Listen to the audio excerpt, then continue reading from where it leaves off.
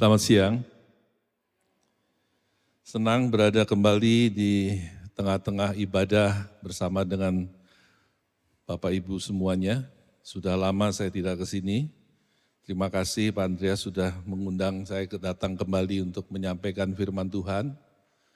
Gereja ini sangat berarti bagi saya. Jadi I feel like at home. Ada banyak teman-teman lama, ada Ibu Mariani, Ibu Meliani Rim, ada banyak orang-orang yang saya kenal dulu yang masih ada beribadah, dan juga yang baru-baru yang belum saya kenal ada di tengah-tengah kita, artinya ada pertumbuhan. Tapi singkat kata, saya suka dan senang berada di tengah-tengah keluarga MDC Surabaya ini. Mari kita berdoa untuk firman Tuhan. Kami memerlukan firman-Mu dalam hidup kami Tuhan, menyadari keterbatasan kami, menyadari betapa besarnya tantangan yang harus kami hadapi dalam hidup ini. Karena itu kami bersyukur kepadamu, sebab di dalam perjalanan hidup kami Engkau hadir bersama-sama kami. Engkau mengisi kehidupan kami ya Tuhan, sehingga apapun tantangan yang kami hadapi, keadaan seperti apapun yang harus kami lewati, kami tahu bahwa pertolongan-Mu senantiasa ada. Berkat-Mu terus-menerus Kau sediakan, dan bahkan pembelaan-Mu selalu tiba pada waktunya. Itu sebabnya kami mau mengarahkan hati kami kepadamu dan membukanya bagi firman-Mu Tuhan. Firman yang kami perlukan menerangi jalan kami, menjadi kekuatan dan pengharapan di dalam hidup kami. Kami mau terus bersandar hanya kepadamu saja, berjalan di dalam tuntunan-Mu senantiasa. Terima kasih Bapa, di dalam nama Tuhan Yesus. Amin. Saudara, kita hidup di dalam rangkaian penantian. Penantian demi penantian. Ada penantian yang membuat kita lega karena penantian itu berjalan sesuai dengan yang kita harapkan dan terjadi dengan cepat di dalam hidup kita dan kita merasa lega. Ada juga penantian-penantian yang membuat kita harus menanti tanpa satu kepastian. Menanti sehingga lama-lama kita kehilangan semangat. Lama-lama iman kita menjadi merosot. Sehingga tidak sedikit orang yang kemudian mencari jalan pintas untuk menyelesaikan pergumulannya dan mendapatkan apa yang diharapkan. Karena sesungguhnya kehidupan kita berada di dalam penantian-penantian, yaitu penantian antara apa yang kita harapkan dengan apa yang kita harapkan itu terjadi. Sehingga kita seolah-olah berada di dalam antara itu. Di sini kita mengharapkan dan di sana saya berharap apa yang saya harapkan terjadi. Dan kita melewati jalan itu bisa dengan semangat dan kemudian sukacita, lega karena selesai cepat dan kemudian mendapatkan apa yang kita harapkan. Atau perjalanan itu menjadi perjalanan yang melelahkan, yang menggerus emosi kita, yang menghilangkan semangat kita, yang membuat kita lemah di dalam iman. Dan tidak sedikit orang kemudian cari jalan pintas yang akhirnya justru menghancurkan hidupnya. Nah saudara, terlepas dari itu semua, kalau kita hidup di dalam Tuhan, kita tahu bahwa penantian di dalam hidup kita bukanlah menanti suatu ketidakpastian. Bukanlah menantikan di dalam ketidaktahuan dan ketidakpastian. Bahkan di dalam orang seperti pasang lotre, mudah-mudahan. Bukan seperti demikian. Tetapi kalau kita hidup di dalam Tuhan, kita sedang menantikan sesuatu yang pasti. Yaitu menantikan kemenangan di dalam hidup kita. Victory in the wait. Kemenangan ada di depan kita. Dan kita menjalaninya bersama dengan Tuhan. Kita menjalaninya di dalam semangat yang terus-menerus. Itu sebabnya, saudara, apapun yang kita jalani, tetapi di dalam hidup ini, perjalanan ini, sesungguhnya merupakan rangkaian penantian. Dan kalau diringkas menjadi satu perjalanan panjang, orang mengatakan life is a long, big wait, katanya. Hidup itu satu penantian yang panjang dan besar. Karena di dalamnya ada penantian demi penantian di mana kita menjalani itu semua. Tapi tahukah saudara, apapun yang kita nantikan, kalau itu dirangkai dalam satu perjalanan kehidupan kita, yang kayaknya kok nggak selesai-selesai, kayaknya pergumulan panjang. It's not that long, saudara. Itu tidak terlalu panjang. Karena hidup itu sendiri sesungguhnya, orang mengatakan life is just like a dash. Katanya. Hidup itu seperti satu strip, satu garis kecil gitu saja. Garis kecil yang sering kali kita lihat di pusara-pusara. Nama orang yang meninggal, tanggal lahir, strip, terus tanggal meninggal. Strip itu mewakili kehidupan dalam satu perjalanan yang di dalamnya penuh dengan penantian demi penantian demi penantian. It's just like a dash, saudara. Kalau kita berada di ujung dari pengharapan-pengharapan yang ada, terlebih lagi kalau kita berada di ujung dari pengharapan yang long and a big wait itu. Sikap kita, apakah sikap yang bersyukur, bersukacita, dan merasa kita sudah menjalani kehidupan ini dengan maksimal? Atau kita berada di ujung sana dengan penyesalan? Menyesal, kalau bisa ada banyak yang ingin saya ulang. Kalau bisa ada banyak yang ingin saya perbaiki. Di ujung dengan penyesalan atau di ujung dengan sukacita dan syukur kepada Tuhan.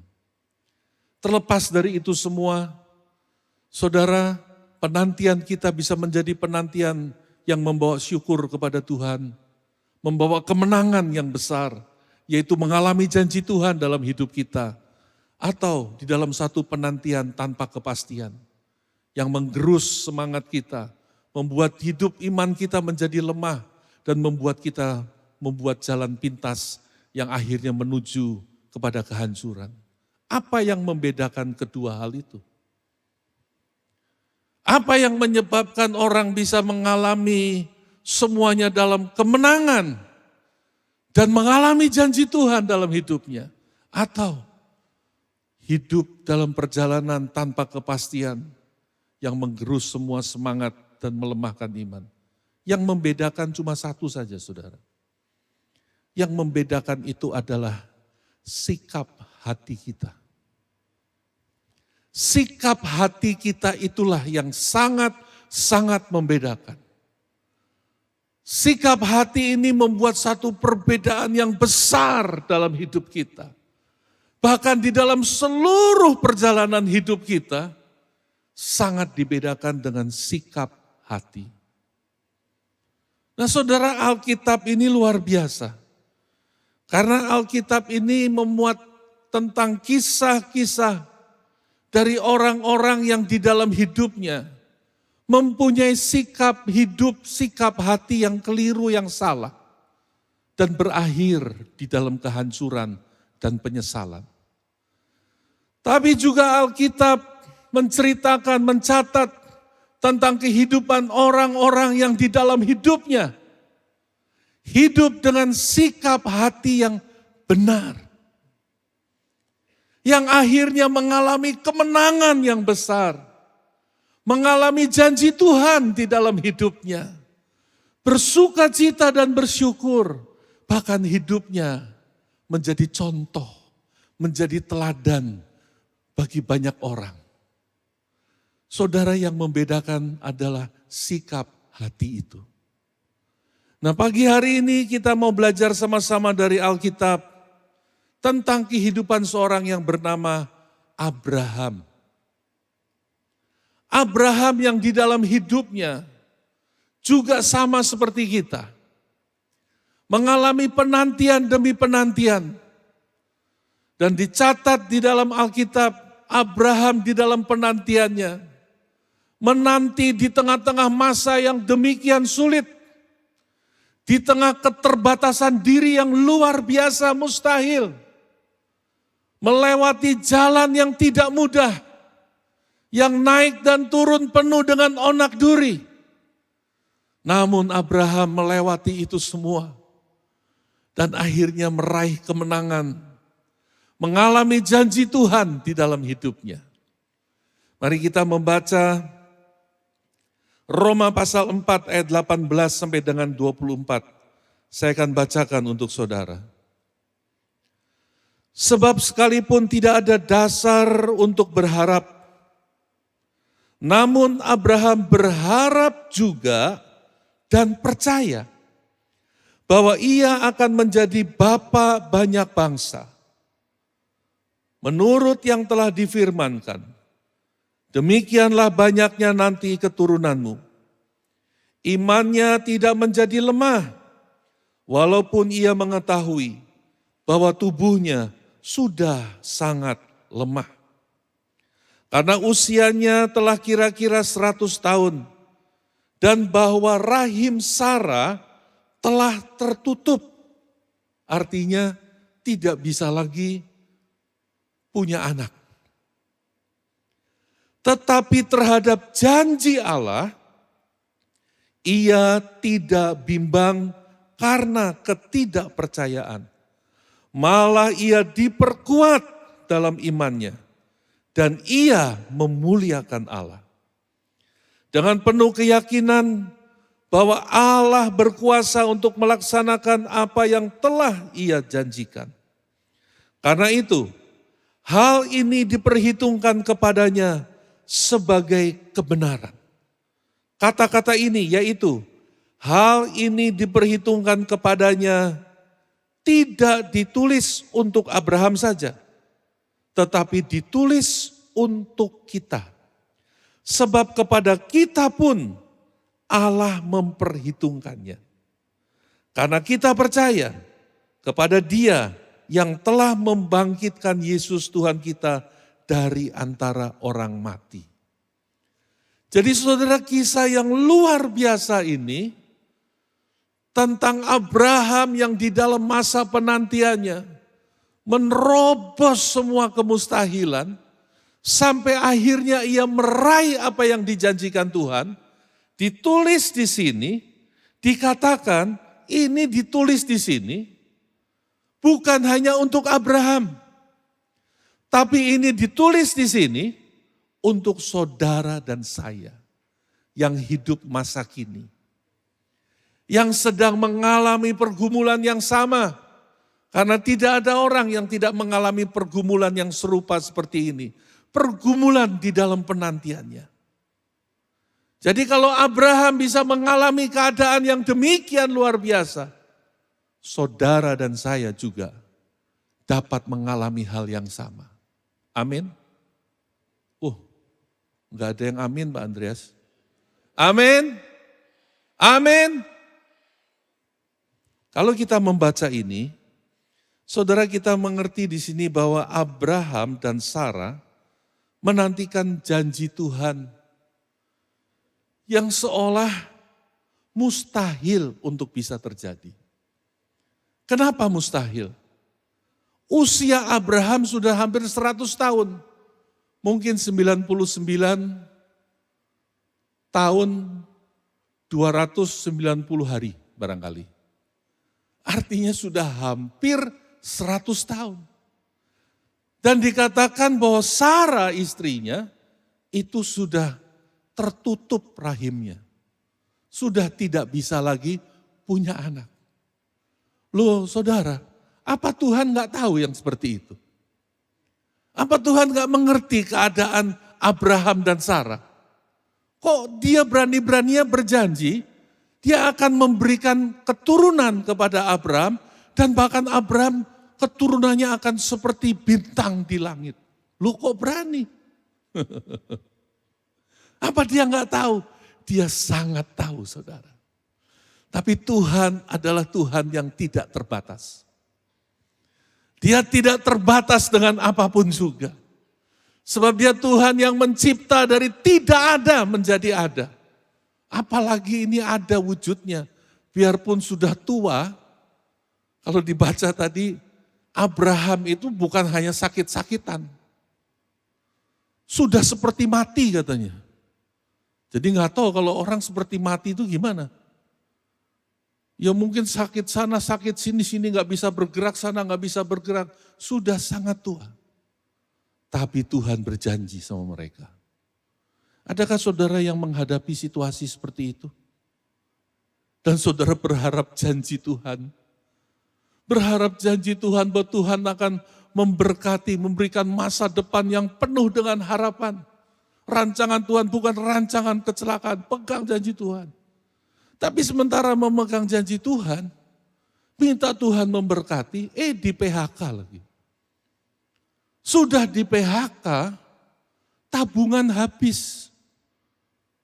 Minus malah. Sudah tabungan minus, kontrak rumah habis. Sudah kontrak rumah habis, cari kerja susah. Sudah cari kerja susah, anak sakit. Berbagai macam hal yang mustahil bertumpuk-tumpuk di tengah-tengah berharap berkat Tuhan dicurahkan. Menurut saudara bisa enggak? Ayo jujur. Enggak berani jawab Pak Andreas.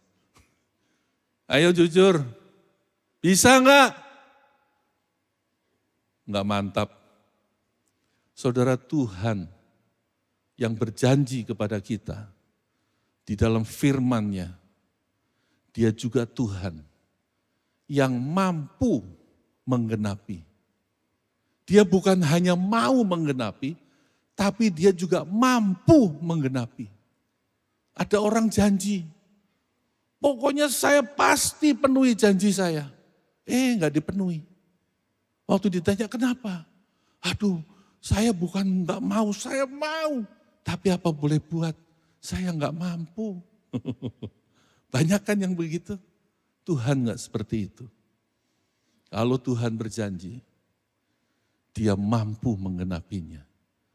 Jadi saudara, kalau Tuhan berjanji kepada Abraham yang dalam keadaan seperti itu dan ia mengalami kemenangan, victory in the way. Kemenangan itu nunggu di depan.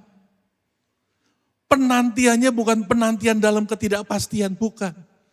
Penantiannya penantian menuju kemenangan yang sudah Tuhan sediakan di depan.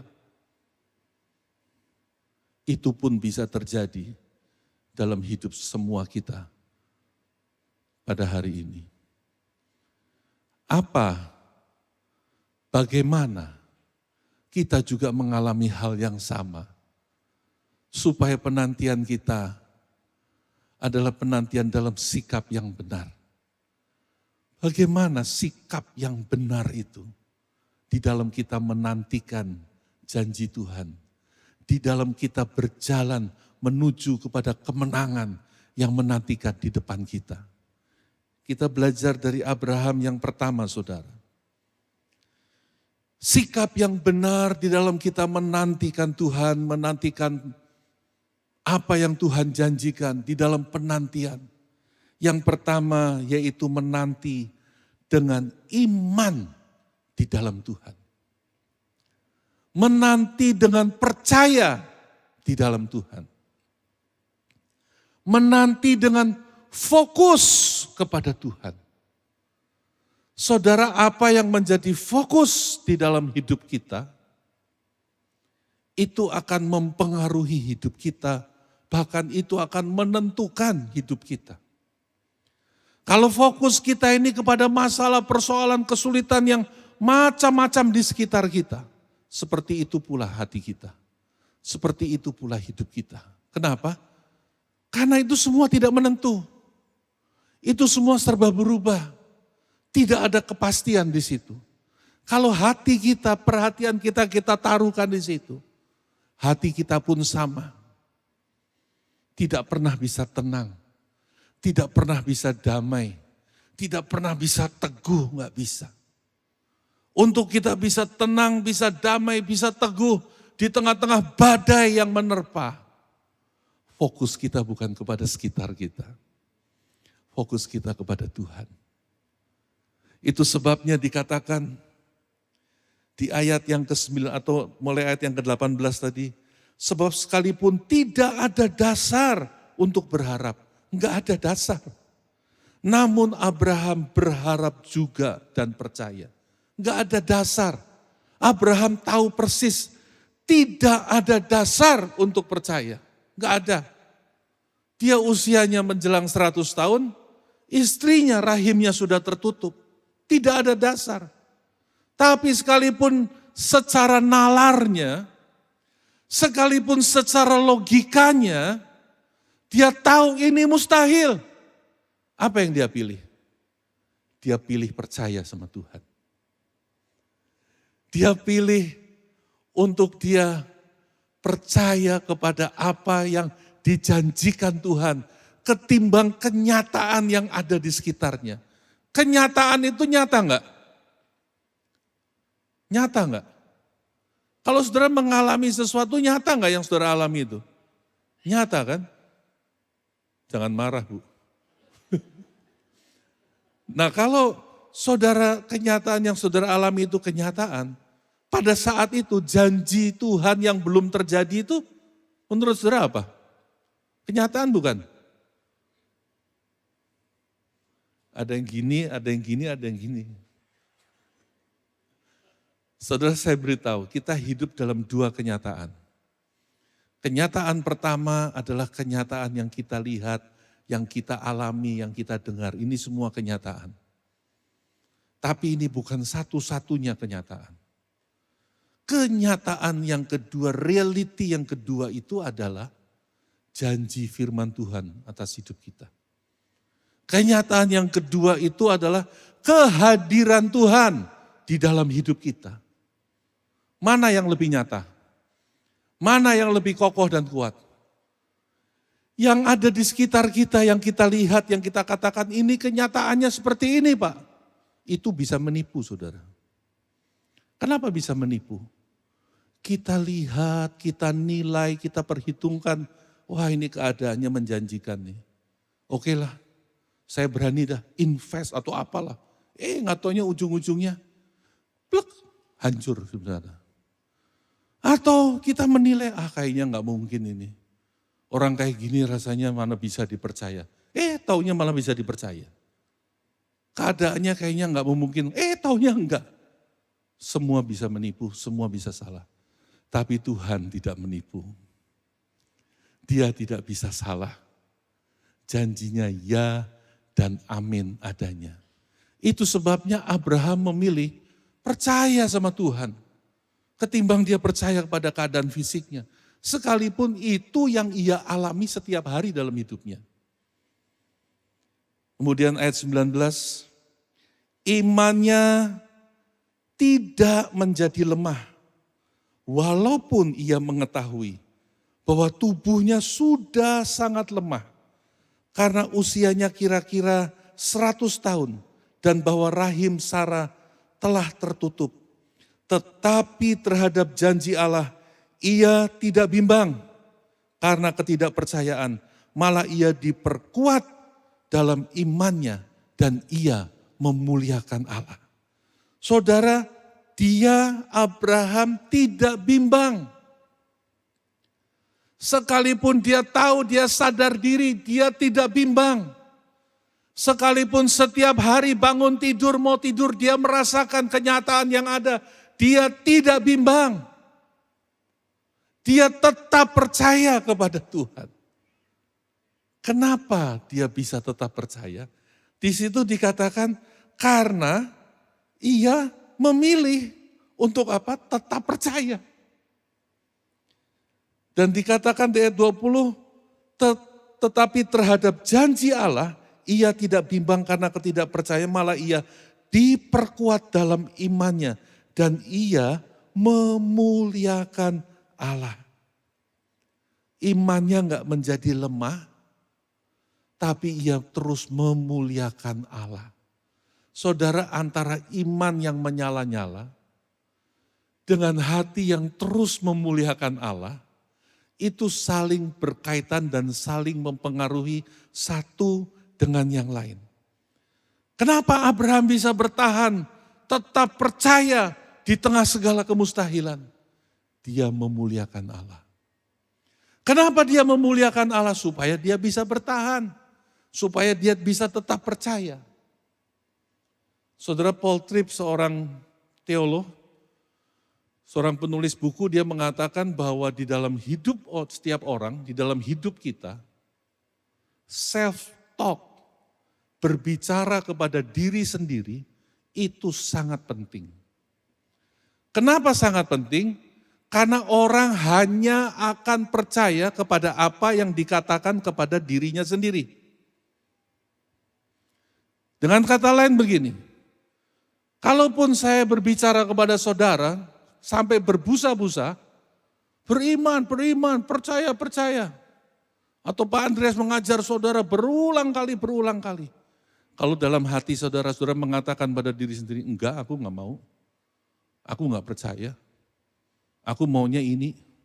Maka saudara tidak akan pernah melakukan apa yang diajarkan. Saudara tidak akan pernah melakukan apa yang saudara dengar harus dilakukan. Itu sebabnya self-talk itu penting. Dan memuliakan Tuhan, memuji Tuhan, menyembah Tuhan.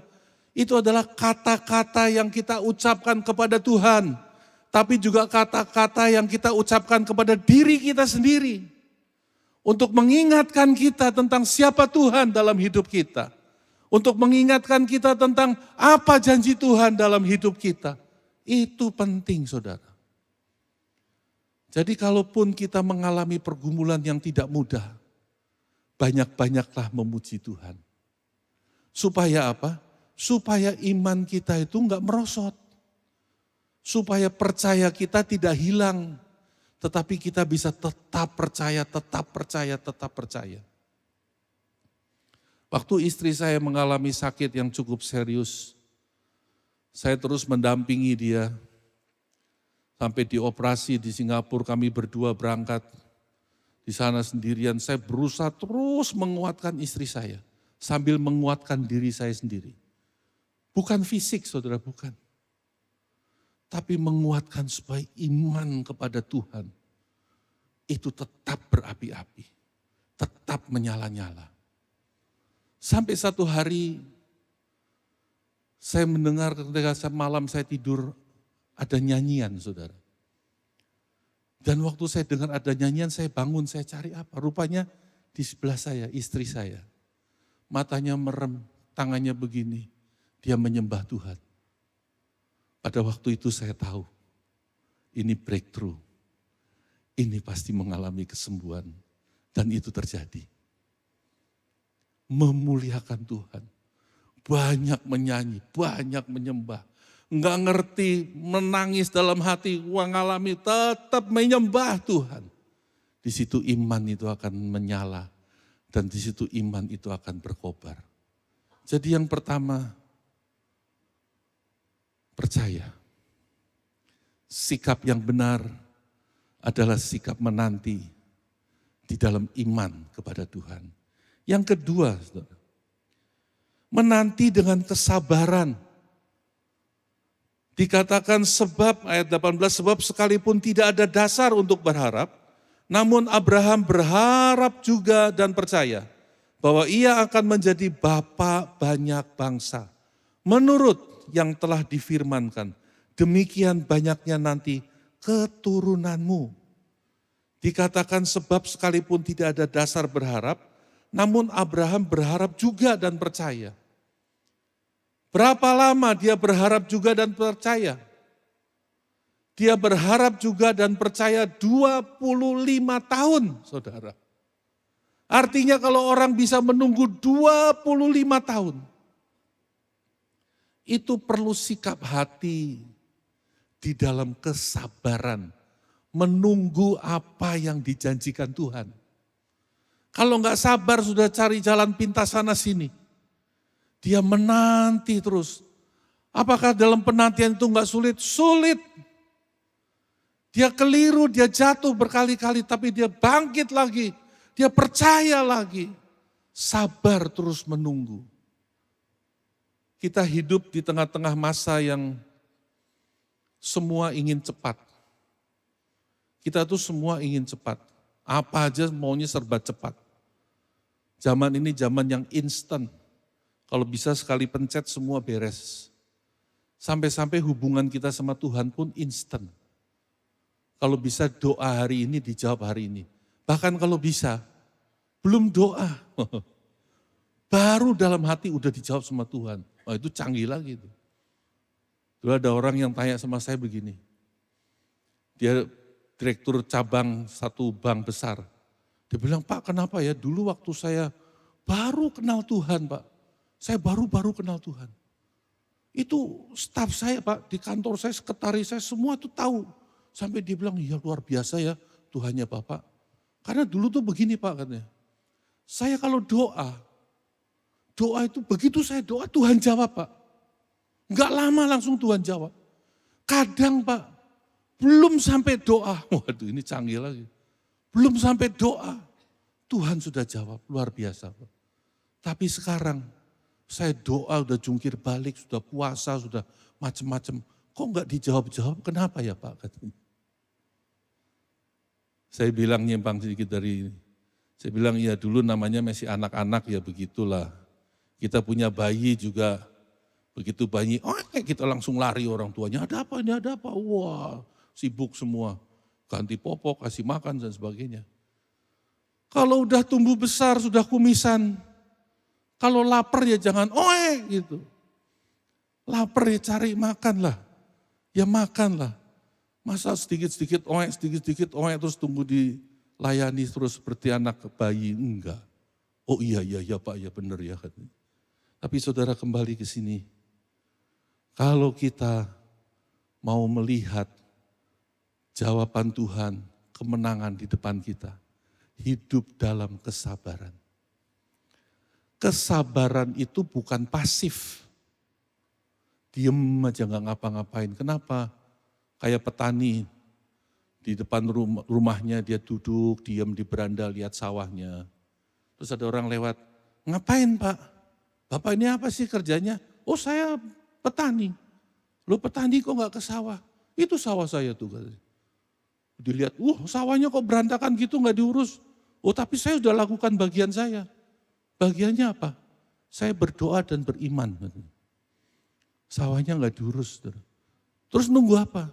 Nunggu nanti tumbuh terus panen katanya. Mana ada yang kayak gitu di dunia, nggak ada saudara.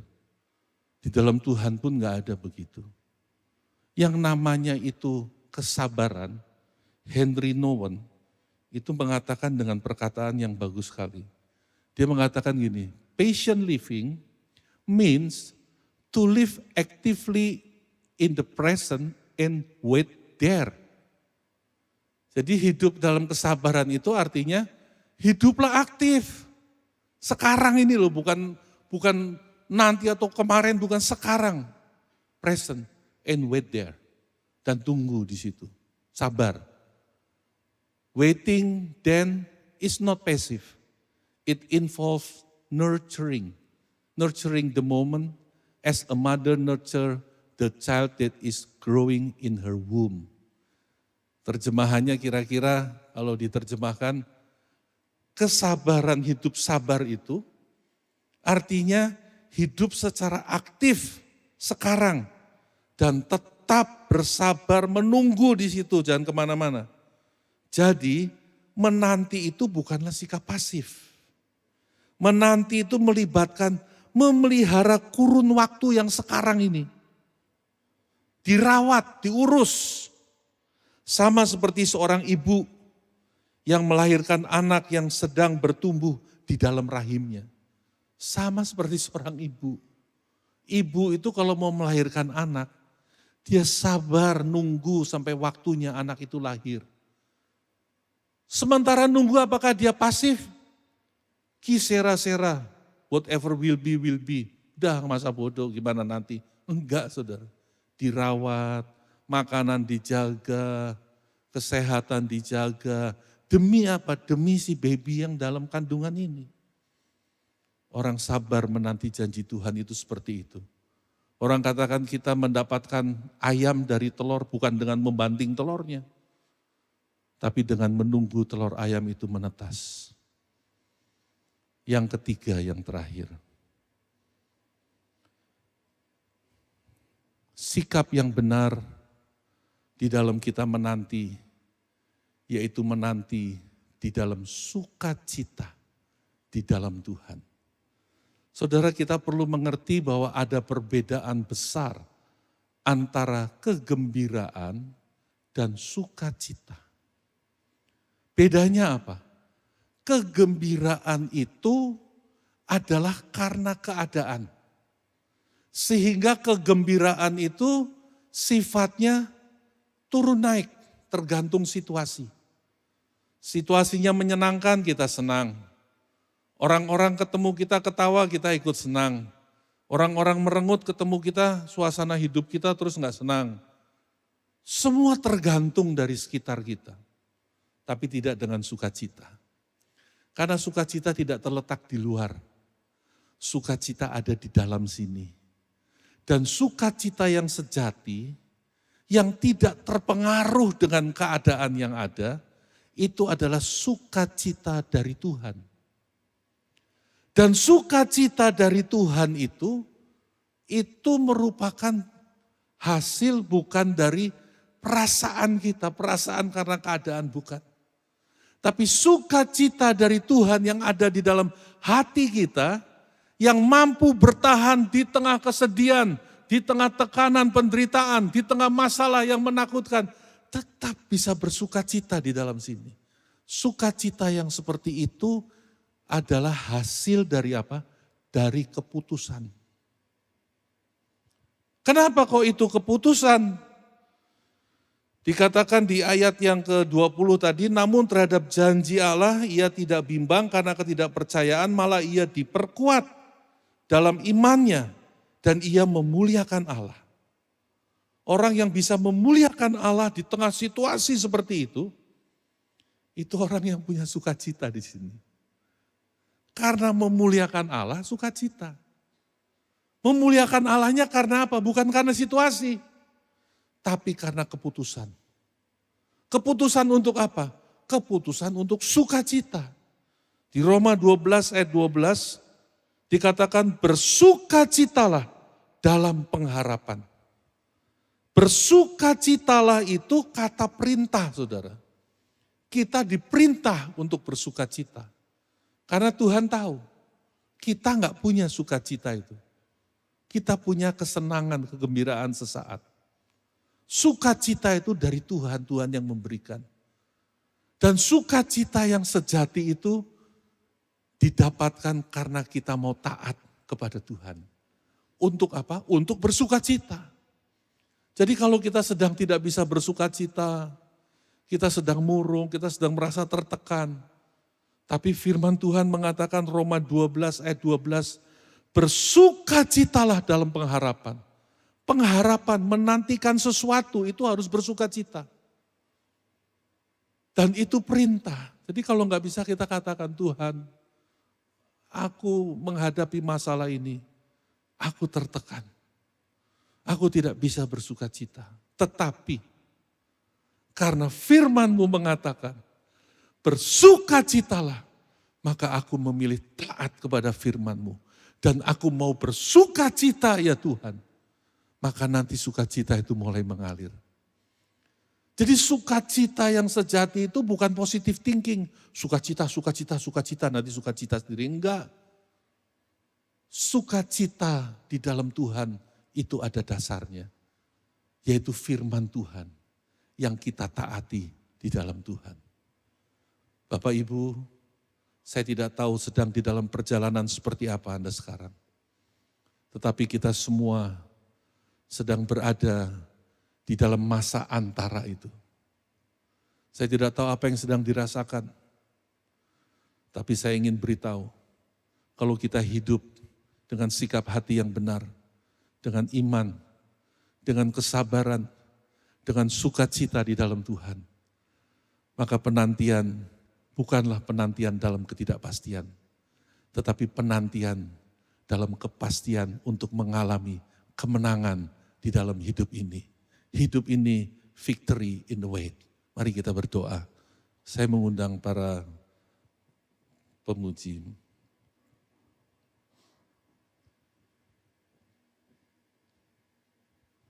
Terima kasih Tuhan. Kami membuka hati kami terus di hadapan-Mu. Kami mau meresponi kebenaran firman-Mu. Kami mau mengangkat hati kami di hadapan-Mu.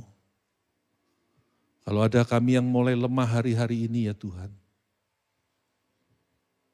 tolong kami pagi ini, karena kami mau bangkit di dalam iman. Kami mau memilih untuk bersabar menanti janji-Mu, bukan untuk mencari jalan pintas dengan cara kami sendiri. Dan kami mau terus bersuka cita di dalam Engkau.